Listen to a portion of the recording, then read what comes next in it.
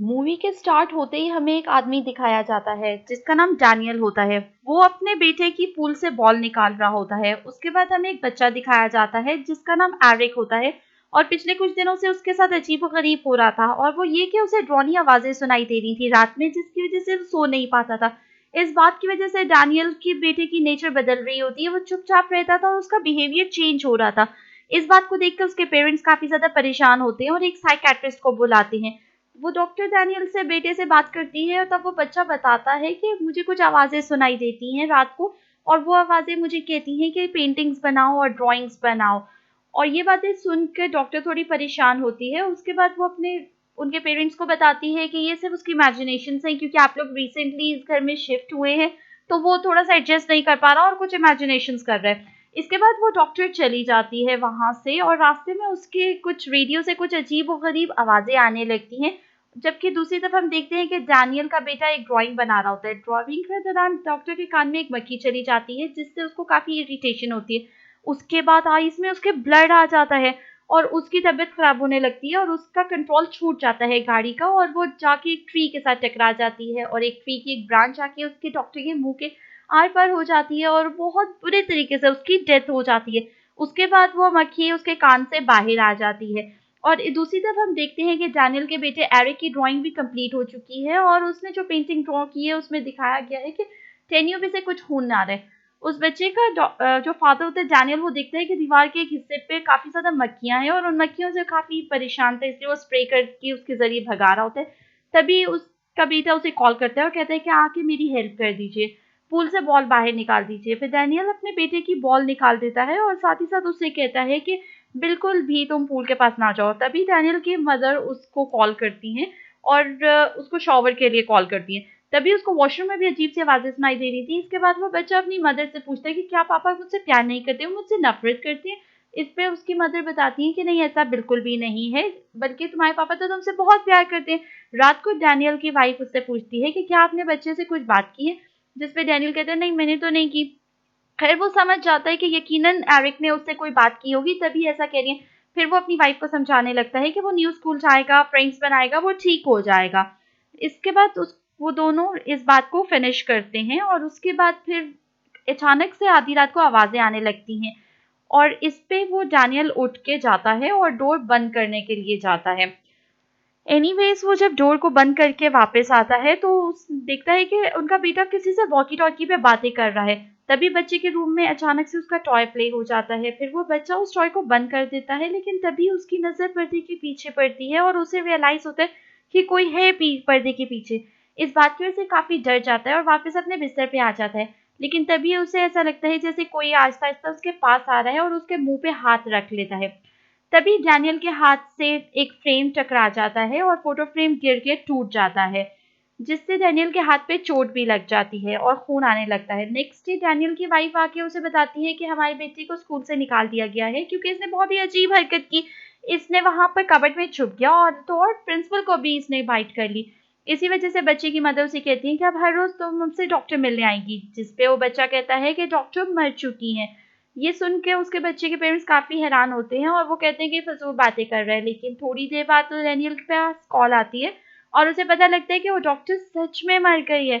लेकिन फिर ये लोग सोचते हैं कि हमारे बच्चे को स्कूल में किसी ने बताया होगा उस डॉक्टर की डेथ के बारे में। रात को उस बच्चे को फिर से वॉकी टॉकी पे आवाजें सुनाई देती हैं और वो उन आवाजों को सुन के वो ड्राइंग बनाने लगता है। और तभी हम उस बच्चे के रूम में एक लेडी के सोल को देखते हैं और वो वही थी जो इन सबको परेशान कर रही थी।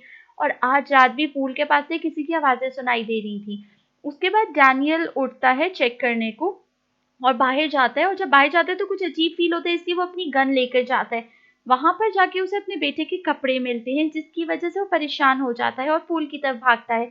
कि डैनियल की आवाज सुन के उसकी वाइफ भी उठ जाती है और वो चेक करने के लिए एरिक के रूम में जाती है, लेकिन वो वहां पर नहीं होता। इतनी देर में जब डैनियल पूल पे पहुंचता है तो वो देखता है कि पूल में उसके बेटे की डेड बॉडी पड़ी हुई है। डैनियल जल्दी से अपने बेटे की बॉडी को निकालता है और वो उसे पता चलता है कि वो तो मर चुका है।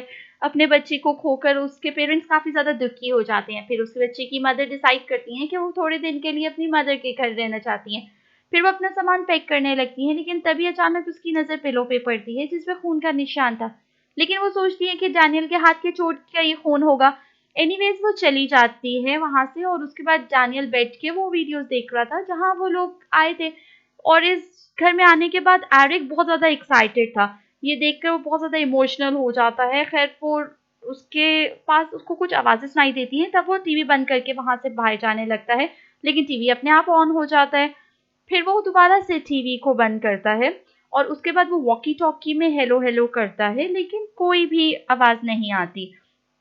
उसके बाद फिर वो अपनी वाइफ को एक वॉइस मैसेज भेजता है और उसका हालचाल पूछने के लिए, लेकिन वॉइस मैसेज में एक बहुत ज्यादा इंटरप्शंस होने की वजह से डेनियल की वाइफ उसे कॉल बैक करती है सुबह में और पूछती है कि क्या तुम ठीक हो, क्योंकि तुम्हारे वॉइस मैसेज में अजीबोगरीब आवाजें सुनाई दे रही थी। कॉल बंद होने के बाद डैनियल उस वॉइस मैसेज को सुनता है और इस बार जो उसने सुनता है वो काफी ज्यादा शॉक्ड हो जाता है। फिर वो आवाज को ठीक से सुनने के लिए वो उस आवाज को अपग्रेड करता है अपने लैपटॉप में और इस बार उसे अपने बेटे की आवाज सुनाई देती है जो कि हेल्प मांग रही थी। और यहाँ पर वो सब कुछ बहुत ज्यादा उसे पैरानॉर्मल लगता है और बेटे के मरने से पहले उसने एक इन पैरानॉर्मल इन्वेस्टिगेटर का एक इंटरव्यू देखा था। वो उसके पास जाता है और उसको अपने घर की तमाम आवाजें और अपने बेटे की आवाजों के बारे में बताता है और उससे हेल्प कहता है। और वो कहता है कि मेरी हेल्प करो। पहले तो वो पैरानॉर्मल इन्वेस्टिगेटर से मना कर देती है, लेकिन फिर डैनियल उसे मना लेता है। फिर वो पैरानॉर्मल इन्वेस्टिगेटर अपनी बेटी के लेकर डैनियल के घर पे आ जाते हैं और उस बेटी का नाम रूथ होता है। रूथ उस घर में आके तमाम पूरे घर में कैमरा सेटअप कर लेती है। फिर वो सब कुछ सेटअप करने के बाद वो इस घर में आवाजें सुनने की कोशिश करती है, लेकिन तभी उसे स्क्रीन पे कमरे में कोई बैठा हुआ दिखता है और वो ये बात अपने फादर को बताती है। वो कहती है कि कैमरा में डैनियल आ रहा है, उसे कहें कि वो वहां से बाहर चला जाए। लेकिन रूथ का फादर कहते हैं डैनियल तो ऑब्वियसली बाहर है। तो इसके बाद रूथ का फादर उस रूम में जाता है कि कहीं कोई है तो नहीं, लेकिन उसे वहां पर तो कोई भी नहीं नजर आता। तभी रूथ उसे कहती है कि वहां से आप हट जाएं क्योंकि वो सोल बिल्कुल आपके सामने है, आप वहां से बाहर आ जाएं। लेकिन उसके फादर को वहां कुछ भी दिखाई नहीं देता। उसके बाद वहां पर उसको तेज आवाजें सुनाई देती हैं हैंड्सफोन पे, जिसकी वजह से वो बहुत ज्यादा डर जाता है, घबरा जाता है। ये सब देखने के बाद रूथ के फादर कहते हैं कि यहाँ पर जरूर कुछ सुपरनैचुरल हो रहा है, इसीलिए इस बात को चेक करने के लिए हम कल दोबारा से ट्राई करेंगे। रूथ के फादर को रात को कुछ दिखाई देता है रूम के बाहर। वो उसके पीछे जाता हुआ बाहर आता है तो उसको अपनी वाइफ नजर आती है जो कि मर चुकी हैं। इसीलिए वो उससे बात करने की कोशिश करता है, लेकिन रूथ की मदर अपने हस्बैंड को बातों में फंसा लेती है। फिर वो उसे खाना भी देती हैं और वाइन भी, और कहती हैं कि अब से हम हमेशा के लिए साथ रहेंगे। फिर वो एक तेज नाइफ से उसका हाथ काटने लगती है, लेकिन तभी वहां रूथ आ जाती है और अपने फादर को होश में लाती है। और उस वक्त वो रियलाइज करता है कि वो तो खुद ही अपना हाथ काट रहा था।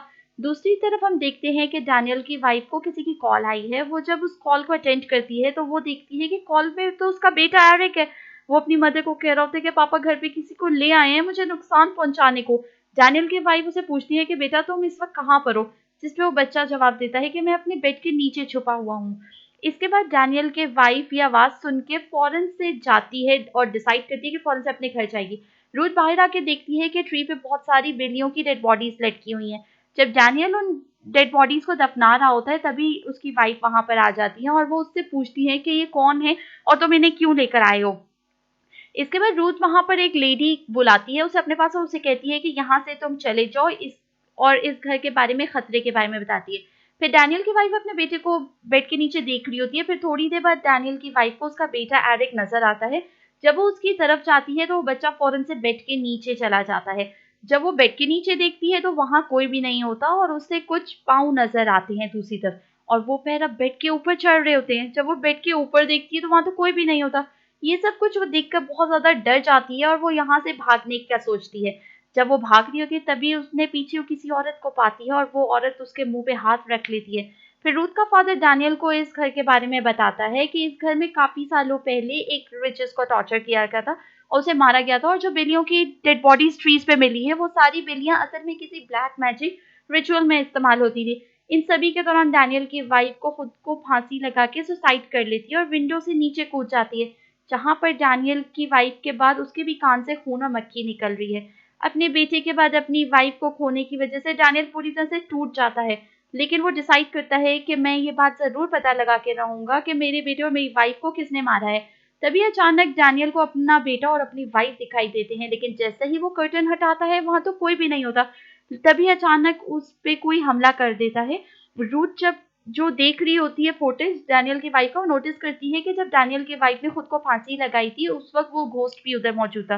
तभी इन्हें पास पड़े वॉकी टॉकी पे गन के चलने की आवाज आती है। तभी ये लोग फौरन से डैनियल के रूम में आते हैं और उसे रिलैक्स करने की कोशिश करते हैं। तब रूट का फादर डैनियल को बताता है कि इस घर के नीचे उस विच को टॉर्चर किया गया था, जिसपे डैनियल कहता है कि मैं जानता हूँ उस जगह तक जाने का रास्ता।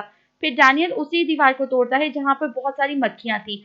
फिर उस दीवार को तोड़ने के बाद वो एक खुफिया रास्ता उन्हें मिलता है और वहां पर नीचे जाते हैं जहां उन्हें विच का स्केलेटन मिलता है। और जैसे ही उसको टच करते हैं रूट के फादर को पता लगता है कि कैसे उस विच को टॉर्चर किया गया था। फिर ये लोग डिसाइड करते हैं कि उस विच के स्केलेटन को ये लोग जला देंगे और फिर रूट का फादर उन्हें पेट्रोल जलाने लगता है और उसके बाद रूट को कहता है कि बाहर ही रुको। और जैसे ही वो नीचे जाते हैं वहां पे फ्लैश लाइट ही काम करना बंद कर देती है। तभी रूट के फादर पे वो विच अटैक कर देती है और रूट काफी आवाजें लगाती है अपने फादर को, लेकिन कोई आवाज नहीं आती। तभी उसे अपनी मदर नजर आती है जो कि मर चुकी थी। वो रुथ को अपने पास बुला रही होती है, लेकिन रुथ सारी बात समझ चुकी थी कि ये उसके विच के भूत की ही चाल है, इसलिए वो अपनी मदर के पास नहीं जाती, जिससे उसकी मदर वहां गायब हो जाती है। और फिर विच अपने असली रूप में रूथ के पास आके उसे डराने लगती है। डैनियल जो कि पेट्रोल ढूंढ रहा था, तभी उसकी वाइफ और उसका बेटा नजर आते हैं और वो डैनियल से पूछते हैं क्या आप हमारे साथ नहीं रहेंगे। डैनियल इमोशनल हो जाता है और उन्हें गले लगा लेता है, लेकिन असल में वो विच को गले लगा रहा होता है। और इस तरह से वो उनकी चाल थी विच की, और डैनियल विच की चाल में फंस गया था, इसीलिए वो अपने ऊपर पेट्रोल डालने लगता है और खुद को आग लगाने लगता है ताकि वो हमेशा के लिए अपनी वाइफ और अपने बेटे के साथ रह सके। तभी रूट का फादर उस विच के स्केलेटन को जलाने की तैयारी कर रहा होता है, लेकिन तभी रूट वहां आके अपने फादर पे हमला कर देती है। वो रूट पूरी विच के कंट्रोल में होती है, लेकिन तभी बिल्कुल ठीक वक्त पे रुथ के फादर उस स्केलेटन को आग लगा देते हैं, जिसकी वजह से रुथ के फादर कामयाब हो जाते हैं और रुथ के कान में से वो मक्खी बाहर आ जाती है और वो अपनी सेंसेस में आ जाती है। इसी तरह से डैनियल भी बच जाता है। अब सब कुछ नॉर्मल हो गया था और डैनियल अपने बेटे की बनाई हुई कंप्लीट ड्राइंग देख रहा होता है और वो देखता है कि तमाम मेथड्स तो ऑलरेडी डिसाइड थे।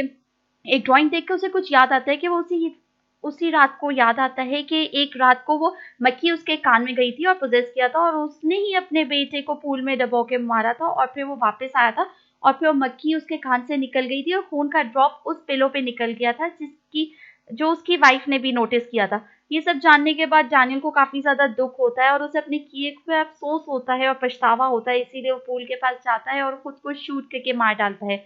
और यहाँ पर हम सब ये जान पाते हैं कि डैनियल के बेटे ने अपने और अपनी फादर की मौत का भी पहले ही तरीका ड्रॉ कर लिया था। फिर हम देखते हैं कि वो विच भी डैनियल को देख रही है, इसका मतलब ये कि वो विच नहीं मरी थी, तो वो विच को खत्म नहीं कर पाए थे। फिर हम रोज उसके फादर को देखते हैं जो किसी का फुटेज देख रहे होते हैं जिसमें एक लड़की थी जिसे किसी सोल ने पोजेस कर लिया था। यानी अब ये बाप बेटी उस लड़की की हेल्प करेंगे। इसी के साथ ये मूवी एंड हो